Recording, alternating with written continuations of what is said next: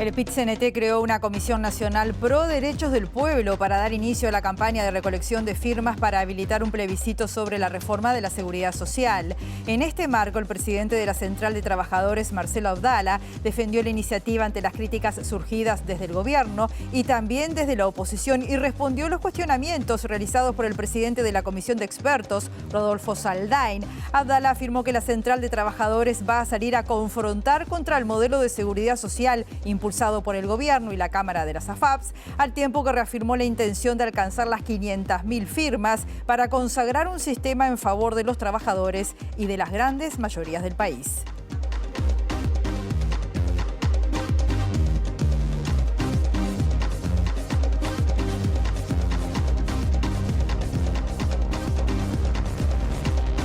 ¿Qué tal? ¿Cómo están? Bienvenidas, bienvenidos a MBD Noticias. Comenzamos con la información desde Montevideo con 16 grados a esta hora, en una jornada que según Inumet va a seguir con una tarde con cielo algo nuboso y con neblinas y vientos soplando del sector sur al este entre 10 a 30 kilómetros por hora, pero con una máxima anunciada de 16 grados. Compartimos ahora los principales títulos de esta jornada.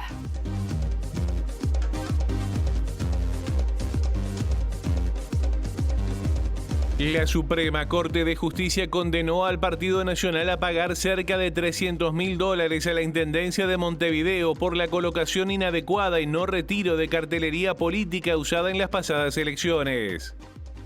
ACE capacitará a médicos generales y médicos de familia para reducir la derivación de pacientes a atención psiquiátrica, tras constatar que más de 4 de cada 10 pacientes concurren al centro de salud mental en forma innecesaria. La Intendencia de Montevideo inaugura la primera etapa de las obras de remodelación del Teatro de Verano. Los trabajos incluyeron obras de mejora en caminería, accesibilidad, iluminación y la incorporación de butacas en la platea baja. El expresidente de Estados Unidos, Donald Trump, fue declarado responsable de fraude financiero para construir su imperio inmobiliario. La justicia lo acusó de inflar ilegalmente sus activos y su patrimonio neto para cerrar acuerdos y obtener financiación.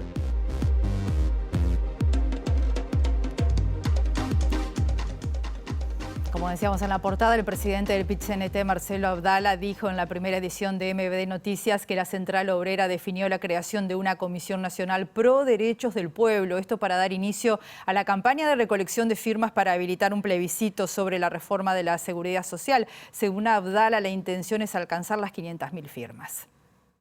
En este marco, Abdala defendió la campaña de recolección de firmas como una herramienta de defensa de los derechos de los trabajadores. Consultado por las críticas de algunos referentes del Frente Amplio, el presidente del PIT-CNT prefirió no opinar de la interna de los partidos políticos.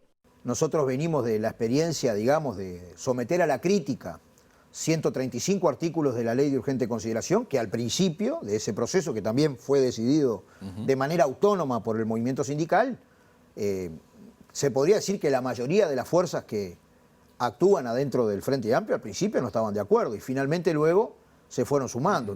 En esta línea, Abdala cuestionó las expresiones del ministro de Defensa, Javier García, referidas a que el movimiento sindical está pidiendo firmas para robarle los ahorros a los trabajadores. Eso es un planteo muy chato. ¿A quién se le puede ocurrir que el movimiento obrero uruguayo, que ha estado involucrado en todas las causas populares, puede desarrollar una acción para meterle la mano en el bolsillo a los trabajadores? Yo no quiero entrar en ese nivel porque es como prostituir la discusión. El dirigente también respondió a las críticas del expresidente de la Comisión de Expertos, Rodolfo Saldain, sobre la supuesta improvisación de la propuesta del PIT-CNT. Él tuvo mucha pericia para hacer una cosa mala, para hacer una cosa que perjudica a las grandes mayorías. Y desde nuestra modesta opinión, el planteo que hacemos nosotros fue debidamente estudiado por juristas que entienden en materia de seguridad social, por juristas que entienden en materia constitucional y que en su momento saldrán a dar los debates técnicos que correspondan, sin duda alguna. Nos vamos al Teatro de Verano. Allí está la intendenta de Montevideo, Carolina Cos, y una delegación recorriendo, inaugurando la primera parte de estas obras de remodelación del Teatro de Verano. Está Eduardo Delgado. Está hablando la intendenta. Vamos a ver qué dice. De la mañana, si es necesario, y llegar a una posición de consenso del Frente Amplio que considere todo lo que haya que considerar y después los Frente Amplistas acatar esa definición. Por lo tanto, creo que es mi mejor aporte a la unidad del Frente Amplio desde mi humilde punto de vista, es lo que estoy diciendo ahora. Y no voy a decir otra cosa hasta que el Frente Amplio termine la discusión. Desde el oficialismo se ha criticado esa libertad de acción que ha dado Fernando Pereira, aduciendo que el Frente se tiene que hacer cargo de una postura política respecto al tema. ¿Qué opina de esa opinión de la oposición, del oficialismo? Sí, desde el oficialismo, como siempre, están apurados. Lo que se está haciendo ahora es una discusión profunda en la interna del Frente Amplio y el oficialismo está diciendo, como siempre, disparates. Entonces, yo no me voy a sumar a eso, voy a dejar que mis compañeros se discutan los ámbitos que hay que discutir y después voy a acatar lo que define el Frente Amplio. Intendenta, la justicia laudó respecto a las multas por cartelería referidas al Partido Nacional. ¿Tienen previsto ya trabajar justamente en lo que será la próxima campaña en este tema, en la cartelería, en vía pública? Sí, hay normativa perfectamente establecida. En realidad no tenemos que hacer nada en particular, digamos. Hay normativa que hay que respetar. Muchas gracias. Muchas gracias. Bien, estábamos viendo allí al intendente hablando de temas que tienen que ver con la interna del Frente Amplio y con aspectos que tienen que ver con la ciudad. Ya vamos a volver con Eduardo Delgado, que nos va a contar de qué se trata esto que se está inaugurando ahora en ese lugar tan querido para todas y todas, que es el Teatro de Verano. En tanto, les contamos que el presidente del sindicato de la OCE, Federico Kramerman, dijo que el gobierno busca silenciar a través de la vía penal las protestas de las organizaciones sociales contra el modelo privatizador de las empresas públicas. La Federación de Funcionarios de OCE se va a movilizar este jueves sobre las 10:30 de la mañana en el marco de la actividad convocada por el PIT-CNT contra el proyecto Neptuno y la criminalización de la protesta. Los motivos por los cuales se lleva todo a la justicia penal es la movilización del día 13 de junio, que es el día que se abrían y se conocían qué empresas se presentaban a la obra del proyecto Neptuno. Sí, movilización de aquel día. Nosotros pretendíamos hablar con las autoridades, realizamos una manifestación en la OCE buscando ser recibidos por el directorio y siempre me gusta aclararlo porque se nos acusa de haber querido interrumpir un acto formal y la movilización fue a las 11 hasta las 11:30 de la mañana y el acto de apertura de ofertas era a las 14 horas y ocurrió en tiempo y forma. Pero por otro lado, lo que nos interesa unir y por qué se unen los planteos es que finalmente luego cuando el 23 de agosto somos citados a declarar por la fiscal Fossati, quien habla y otros dirigentes del sindicato, exactamente el miércoles 23 de agosto a las 13 horas, la hora exacta que teníamos que declarar en fiscalía, el directorio de OCE se reunió sin mucho anuncio previo y aprobó y adjudicó a una de las empresas de aquel 13 de junio el proyecto Neptuno, ya confirmando y aprobando por resolución formal del directorio una erogación de 890 millones de dólares para el pago de la obra, más unos 200 millones de dólares más de costos operativos. Es decir, la OCE ya aprobó gastar más de 1.000 millones de dólares y firmar un contrato de más de 18 años comprometiendo las próximas 3 administraciones. Lo hizo atrás, y lo voy a decir irónicamente, de una cortina de humo generada por la denuncia y la persecución a dirigentes sindicales. Durante una actividad organizada por la Asociación de Promotores Privados de la Construcción, el economista Gabriel Odone consideró que para Uruguay que se desarrolle más es necesario un crecimiento más rápido que el del 2% anual promedio y repensar, dijo, la matriz de protección social, haciendo foco en un 9% de la población que está excluida y que concentra a muchos niños, niñas y adolescentes. Tenemos que repensar nuestra matriz de protección social, por muchas razones. Hoy hay un conjunto de población que está siendo protegida, que no requiere serlo, y sobre todo tenemos un núcleo duro de pobreza, 9% de la población, mayoritariamente liderada por niños y adolescentes, donde tenemos un problema grande. Por cada adulto mayor que hay en este país pobre, hay 10 niños pobres. Nosotros estamos gastando demasiado en el pasado y poco en el futuro, y eso es un gran problema. Odone destacó la reducción de la pobreza y la desigualdad en los últimos 20 años, con una suba en los años más recientes probablemente debido a la pandemia, y aseguró que se trata de una agenda desafiante pero factible para el país, que debe ser valiente en cambiar lo obsoleto. En tanto, el exministro de Economía, Ignacio de Posadas, habló de un exceso de estatismo en Uruguay y dijo que el Estado entró hace tiempo en una etapa de rendimiento deficiente. Además, destacó que Uruguay tiene un sistema de partidos fuertes que es un diferencial, pero que el propio sistema político erosiona y promueve la grieta. Hemos ido cerrando como sociedad, como país, mucho más de que hay un sustrato de falta de realidad en la cultura y en la política uruguaya, y es uno de los impedimentos para el cambio. Si uno oye las argumentaciones en temas como, por ejemplo, la reforma educativa o la reforma de la seguridad social, son comentarios ajenos a la realidad.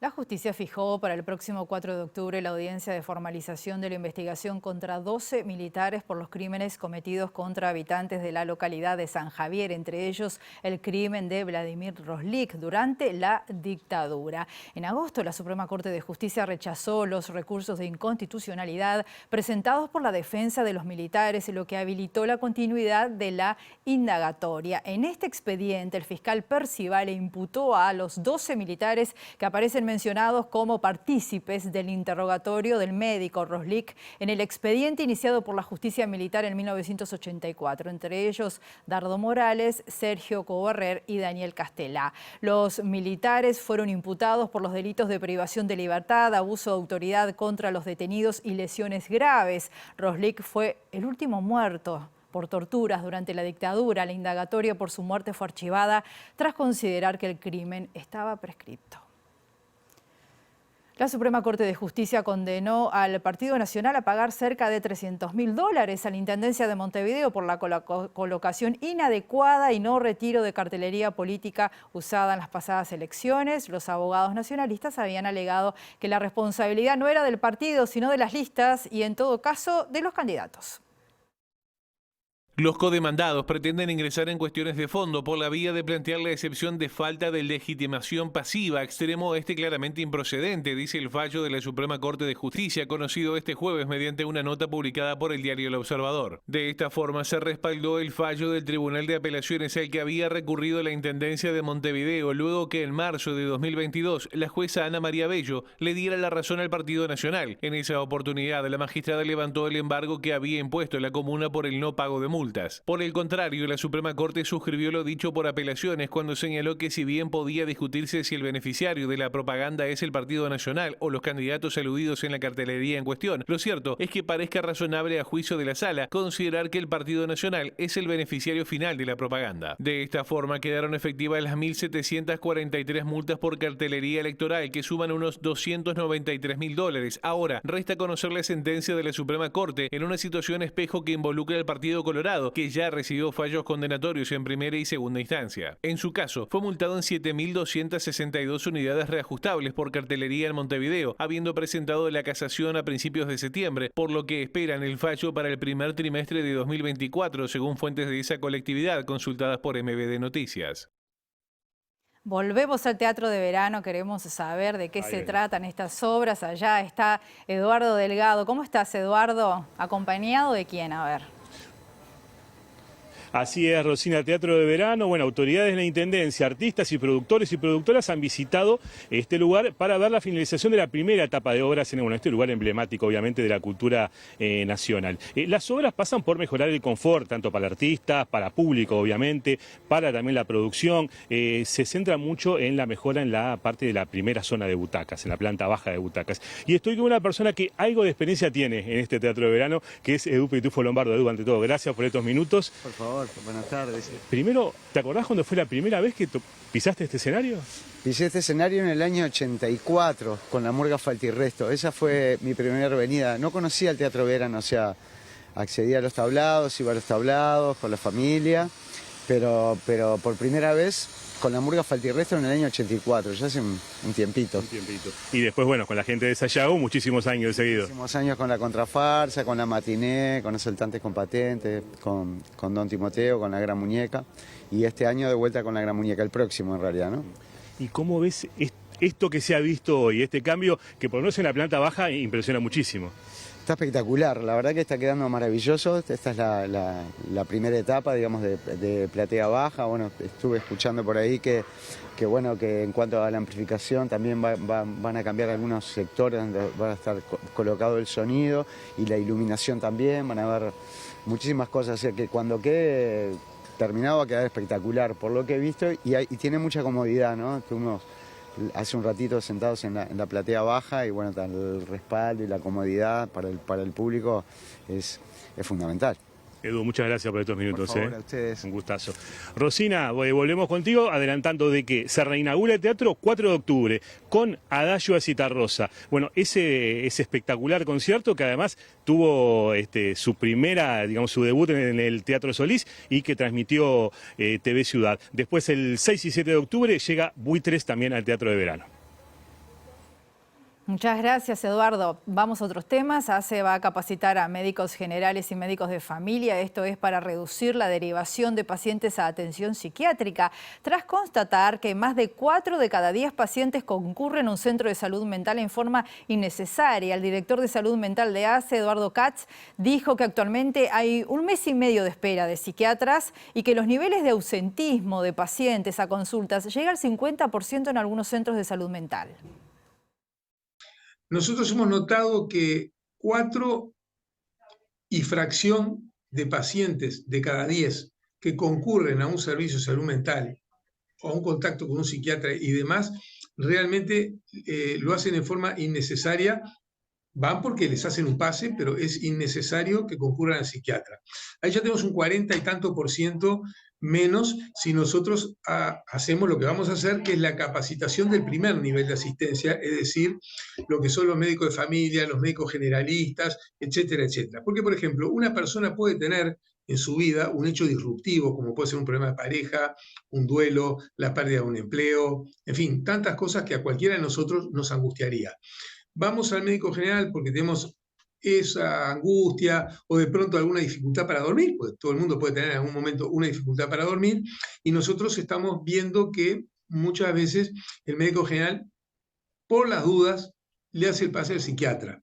Katz dijo que se trabaja para agilizar la atención por parte de los psiquiatras y para eso se buscará disminuir el ausentismo. Lo que pasaba es lo siguiente, que había hasta un 50% de ausentismo de los pacientes que tenían una hora concertada. Quiere decir que la mitad de las horas quedaban sin poder ser utilizadas. Quiere decir que ahí se podía disminuir la demanda en espera a la mitad. Para eso, ¿qué estamos haciendo? Estamos organizando el llamar a todos los pacientes un día previo a la hora de la consulta para ver si va a venir o no, y si no va a venir, en caso de ser así, porque a cualquiera se le puede complicar, puede tener un problema, le puede haber surgido otra cosa, es respetable totalmente, poder otorgarle la hora a otro paciente que está en la demanda en espera. Otros temas, el abogado Martín Fernández, que es integrante de YELSUR, criticó la posible reforma constitucional para habilitar los allanamientos nocturnos. El jurista dijo que esta medida impulsada por legisladores del Partido Nacional es inútil y que no es acertado debilitar una garantía por creer que los barrios cambian en la noche. Lo que se pretende abordar con este tema del allanamiento nocturno, de lo que estamos hablando es de una medida que es inútil para el abordaje de la problemática.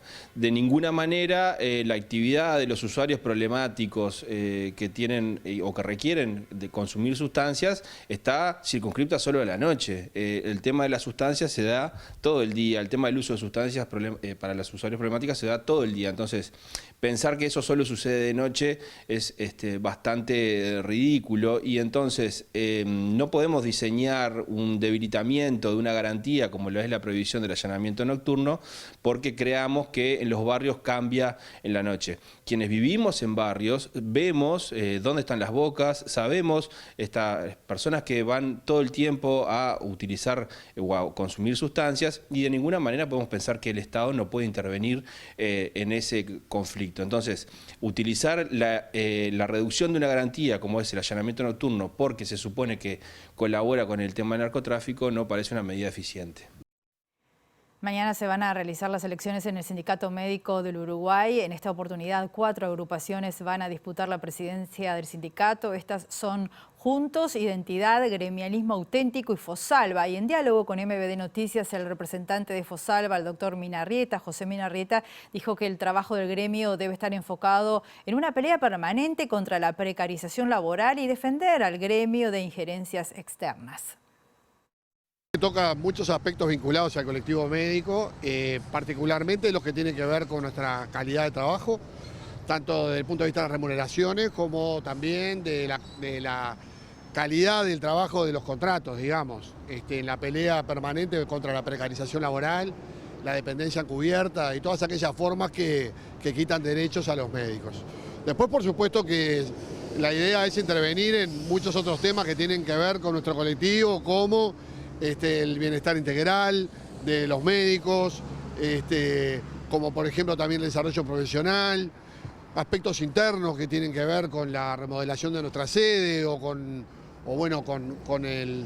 digamos, el cambio de estatutos que cambia algunas condiciones de la integración de nuestro comité ejecutivo, evitando el conflicto de interés.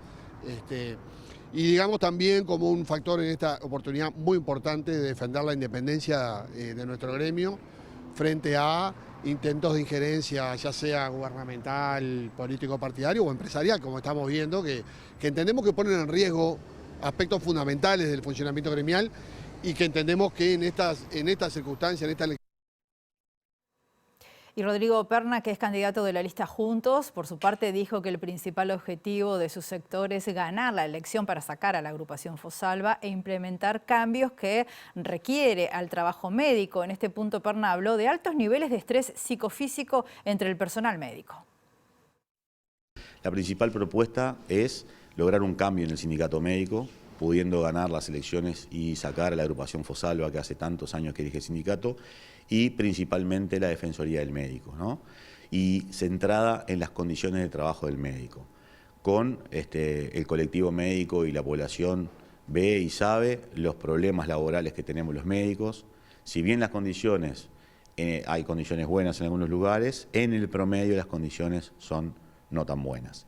Y dentro de eso entra todo el tema, ¿no?, de las alteraciones que la profesión médica genera un estrés psicofísico importante. Desde el punto de vista psíquico vienen las alteraciones con enfermedades mentales como depresión, ansiedad, abuso de sustancias, adicciones, el síndrome de burnout, ¿no?, que está tan en tapete ahora. Y bueno, y desde el punto de vista físico genera que los médicos enfermemos antes que la población general, tengamos mortalidad antes que la población general, y nosotros nos preocupa eso.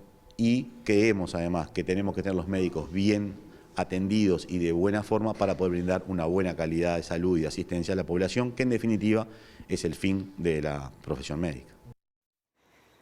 Esta jornada electoral en el sindicato médico va a comenzar mañana a las 7:30 de la mañana, se va a extender hasta las 19:30 horas y va a ser en la sede provisoria del gremio que está allí en la calle Lord Ponsonby 2340. Además, habrá dos agrupaciones estudiantiles de la Asociación de Estudiantes de Medicina y los estudiantes independientes. Otros temas, el edil del Partido Colorado, Tulio Tartaglia, propone que los tres expresidentes uruguayos, Mujica, Sanguinetti y Lacalle, sean declarados ciudadanos ilustres por la Intendencia de Montevideo. Es la tercera vez que el edil presenta la iniciativa, que naufragó anteriormente por no contar con el apoyo del Frente Amplio, dijo. Es la tercera vez que presento la iniciativa de que a los tres expresidentes de la República se le otorgue el galardón de San Felipe y Santiago, un galardón que otorga la Junta Departamental, y conjuntamente se declaren ciudadanos ilustres por parte de la Intendencia. Es la tercera vez que lo presento porque las veces anteriores el Frente Amplio no ha acompañado con el voto. Y me parece importante en esta instancia otorgar este reconocimiento a los tres expresidentes que tenemos vivos, ya que es el año de la democracia, el año del nunca más. Y qué mejor que premiar a estos tres montevideanos que representan a tres partidos políticos, o sea, los tres partidos que tenemos representación en la Junta Departamental. Las veces anteriores se ha trancado por el Frente Amplio, por mezquindades, por no apoyar a un expresidente de determinado sector, prefieren no acompañar el voto. Hacemos una pausa muy breve y volvemos enseguida.